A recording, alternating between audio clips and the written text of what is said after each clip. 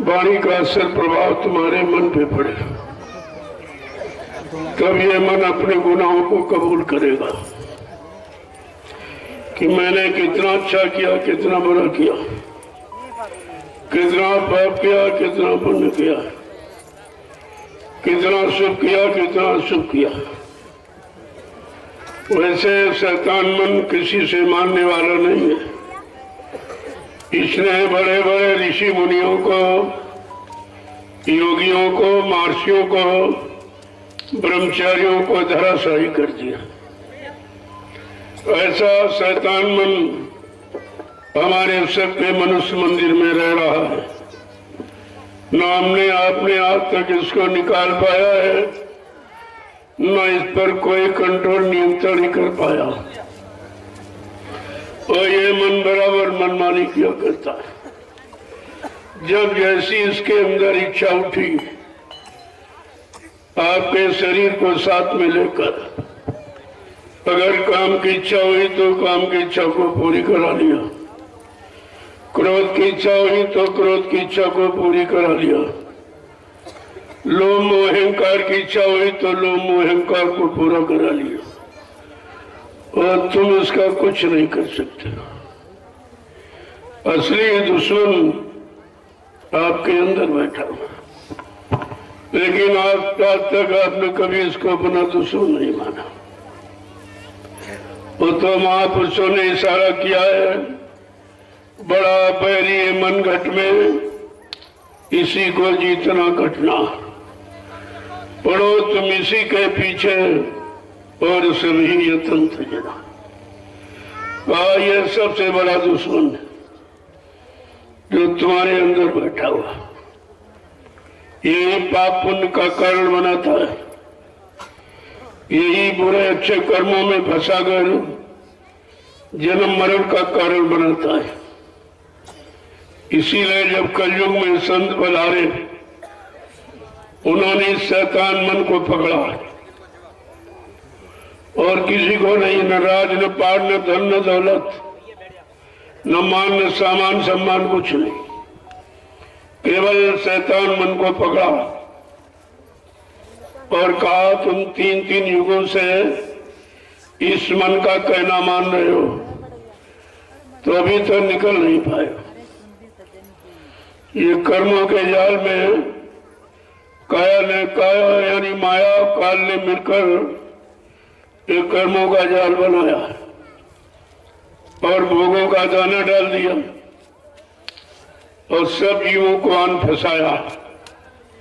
सारी जीवों रूहों जीवात्माओं को फंसाए। यद्यप जीवात्मा इनका प्रयोग नहीं करती, लेकिन देखो इस संग दोष का कितना बुरा प्रभाव कि मतलब यानी ईश्वर अंश जीव अविनाशी, चेतन अमल सहज सुख राशि, ऐसी जीवात्मा है, लेकिन फिर भी फंस गई। यह है संग दोष और संग लाभ। जैसा संग साथ करोगे, जैसी संग सोहबत में रहोगे, उसका असर आप पर पड़ेगा, उसी के अनुसार तुम्हारी रहनी गहनी हो जाएगी, फिर आप ही भोक्ता बन जाएंगे। ये आपको भोगना पड़ेगा। काया से जो कारज होई, बिन भोगे बचे नहीं कोई। शरीर इंद्रियों से जो भी आप अच्छा बुरा पाप पुण्य करोगे, उसका फल भोग आपको भोगना पड़ेगा। यहाँ पर इससे आपको छुटकारा कोई दिला नहीं सकता। हाँ, छुटकारा दिलाने का अधिकार संत महापुरुषों को है। उनके लिए तो लिखा है कि मेटे अंक को अंक बहाल के, यानी जो ब्रह्मा ने पाप पुण्य का जो हिसाब बना दिया, लेखा जोखा का, उसका निपटारा केवल संत महापुरुष करते थे। संत लेख पर मेख मारे, मेटे अंक को अंक भाल के का, वो ब्रह्मा के लिखे लेख अक्षर को मेट सकते हैं, उनको अधिकार है। और वो मिटेंगे कैसे? सेवा के द्वारा। कलयुग में इसलिए सेवा प्रधान अंग है। जीव भजन नहीं कर सकता, सत्संग बच्चों को संभाल के नहीं रख सकता, लेकिन सेवा कर लेगा। जब भजन करते हो तो नींद आ जाती, सत्संग सुनते हो तब भी नींद आ जाती, लेकिन सेवा में नींद नहीं आएगी। सेवा में आप नींद से, ऊंघाई जमुआई इनसे मुक्त हो जाओगे। इसलिए संत महापुरुषों ने कलयुग के जीवों के लिए जो कर्मों का गट्ठर बना रखा है उससे निपटारा कराने के लिए सेवा रखी। और जैसी करनी आपने की है वैसी सेवा। कहा अगर तन से कोई बुरा कर्म हो गया तो तन तुम्हारा सेवा में, परमार्थी सेवा में लगा के उसका भी निपटारा करा था। अगर मन से कोई पाप, कोई बुरा कर्म बन गया तो मन सिमरन ध्यान भजन में लगा के उससे आपका निपटारा करा देगी। ये नहीं कि बनता कि नहीं बनता है, आपको हाजिरी देनी है।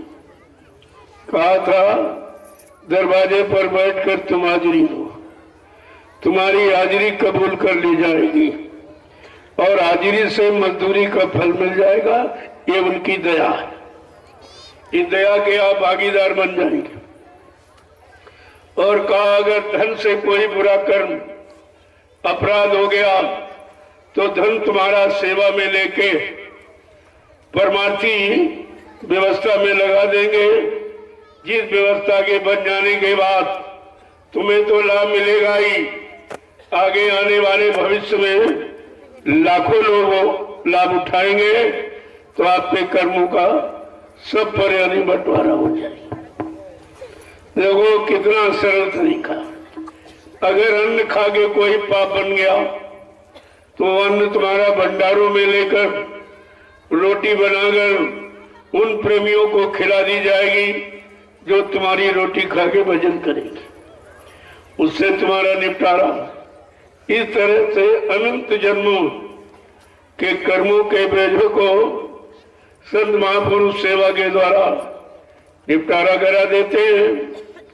गोस्वामी जी महाराज ने लिखा है कि योग अग्नि तब प्रकट कर और कर्म शुभा शुभ जारी और बुद्धि सिरावर ज्ञान कृत ममता मल जरी जाए।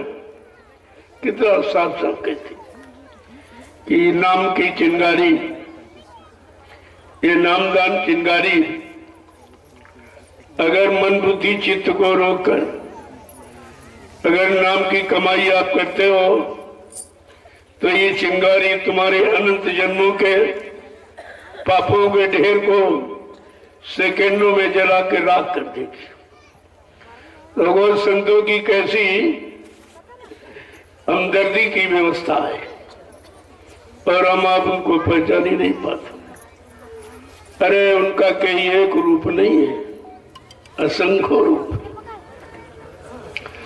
कहा था कि जो त्रेता का परिवर्तन करने वाली शक्ति आई वो 16 कला से, द्वापर के परिवर्तन की शक्ति आई वो 64 कलाओं से, लेकिन कलयुग के विश्व परिवर्तन की शक्ति, सारी सृष्टि के परिवर्तन की शक्ति असंख्यों कलाओं से आई हुई है। तो आप क्या पहचान सकते? तुम्हारे पास कोई पहचान है उनकी?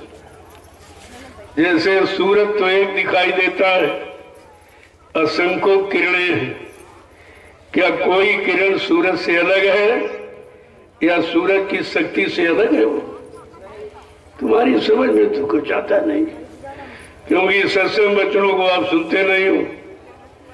क्या कहा था आपसे कि जब महापुरुष अपने लोक मंडल मुकाम से चलते हैं रूहों जीवात्माओं को के उद्धार कल्याण के लिए, तो अच्छी अच्छी शक्तियों को साथ में लेके आते।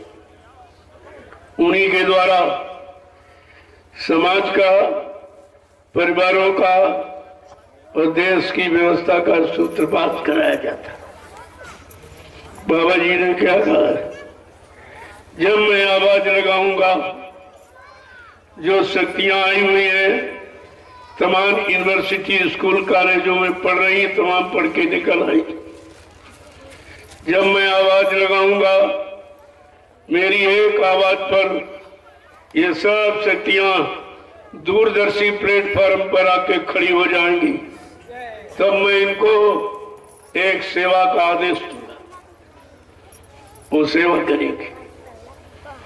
वो सब तरह की सेवा, राजनीति हो, धर्म नीति हो, न्याय नीति हो, सत्य नीति, प्रेम नीति, वो सब नीतियों का भंडार लेके आई।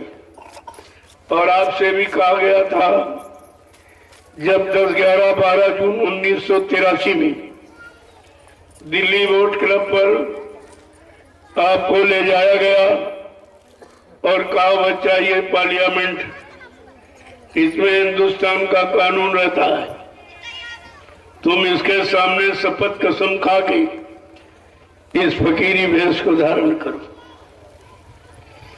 ये सर्वाधिक सुरक्षित है, यह सुरक्षा कवच, इसको धारण करो। यह तुम्हारे जिस्म शरीर से जब तक नहीं उतरेगा, जब तक देश में अच्छी व्यवस्था नहीं हो जाए।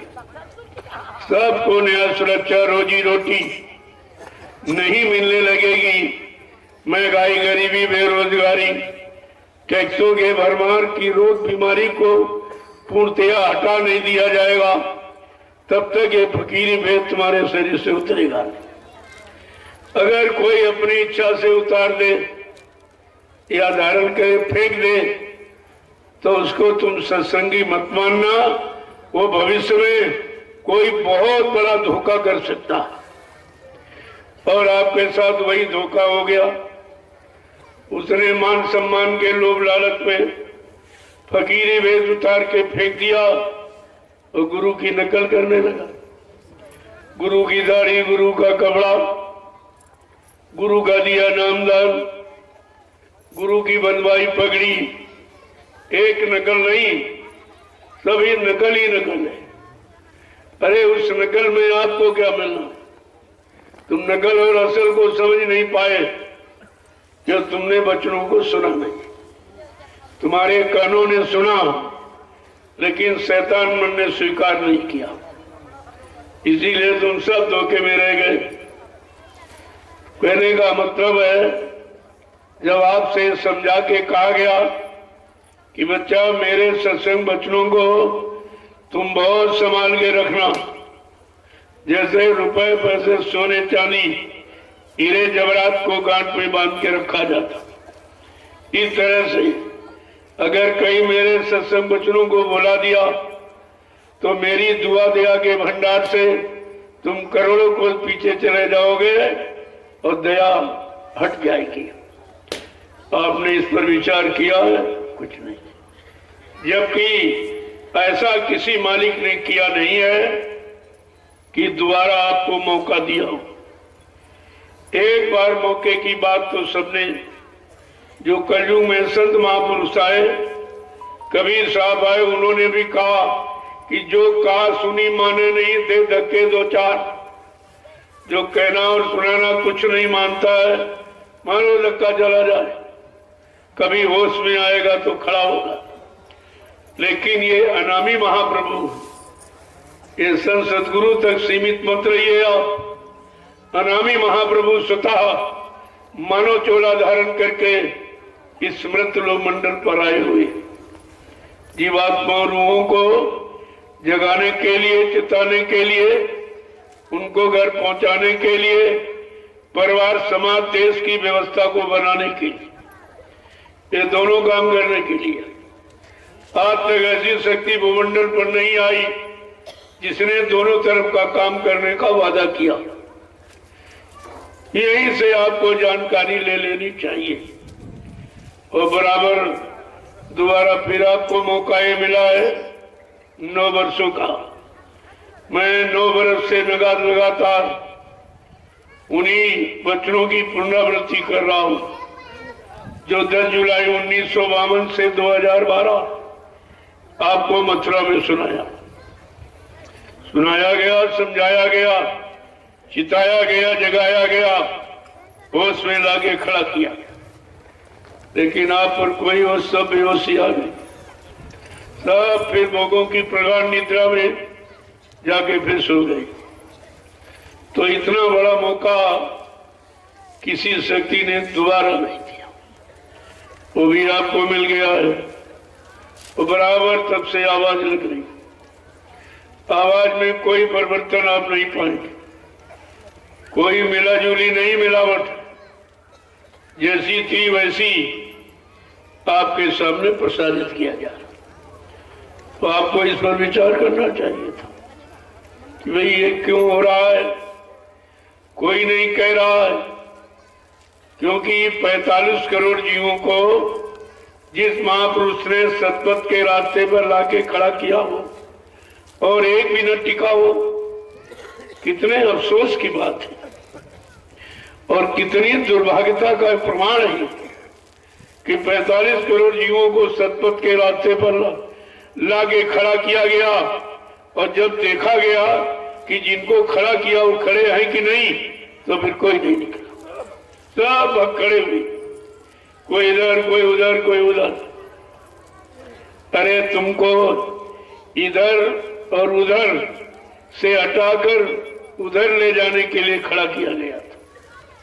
वो उधर का इशारा था, डरो धीरज न घबराओ, अभी तो काम बाकी है, इधर का काम बाकी है, उधर का काम बाकी। अभी तो कोई काम नहीं हुआ और कह रहे हो काम करने वाला चला गया। तुम्हारी कितनी ऊंची समझ है कि जरा सा भी नहीं विचार कर पाए और अपने गुरु को बदनाम करने में लग गए। तो तुमसे इससे तो यह सिद्ध हो रहा है, जो तुमने कहा बाबा जी चले गए, इससे तो सिद्ध हो रहा कि गुरु झूठा, झूठ बोलने वाले थे, झूठ बोल के चले गए, बिना बताए चले गए। ये सब क्या आप कह रहे हो? ये किसके लिए कह रहे हो? अरे कुछ तो शर्म आनी चाहिए अपने गुरु के लिए, अपने समर्थ मालिक के लिए ऐसे शब्दों का प्रयोग करना, क्या इससे बड़ा और कोई अपमान है? मृत्यु से बढ़कर और कोई सजा है? आप तो दोनों बातें कर रहे हो। क्या कोई इस अपराध की क्षमा पाने योग्य है? आपको इस पर विचार करना चाहिए।